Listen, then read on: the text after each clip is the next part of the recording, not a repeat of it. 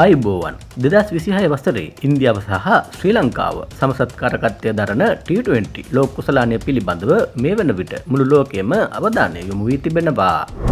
කෙසේ නමුත් තරඟාවලිය ආරම්භ වීමටත් පෙර දකුණු ආසියානු කලාපයේ පවතින රාජතාන්ත්‍රික ගැටලු ක්‍රිකට් පිටිය ආක්‍රමණය කර අවසానයි.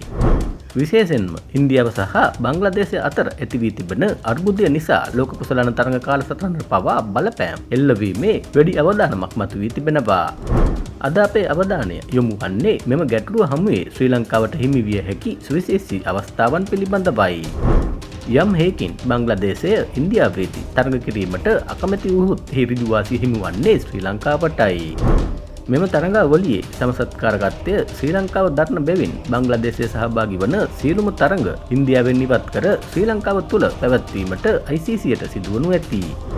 මෙහිදී අපට ප්‍රධාන අවස්ථාවන් තුනක් උදා වෙනවා.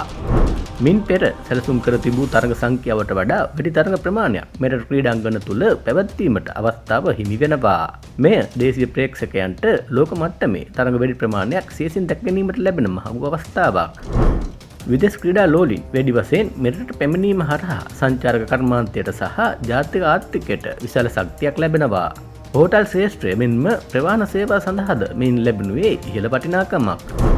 අපේ දේශීය තනතුරු පිළිබඳව අපේ ක්‍රීඩකයන්ට පවතින හුරුපුරුදු බව සහ දැඩි ප්‍රේක්ෂක සහයෝගය නිසා තරඟාවලියේදී ශ්‍රී ලංකා කණ්ඩායමට වැඩි මානසික වාසියක් ලබා ගැනීමටත් මේ රුකුලක් වනු නොඅනුමානයි.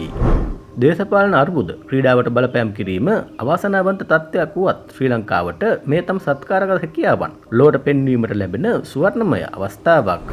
ඉතින් ඔබ මේ ගැන මොකද සිතන්නේ? ඔබේ අදහස පහලින් කමෙන්ට් කරන්න.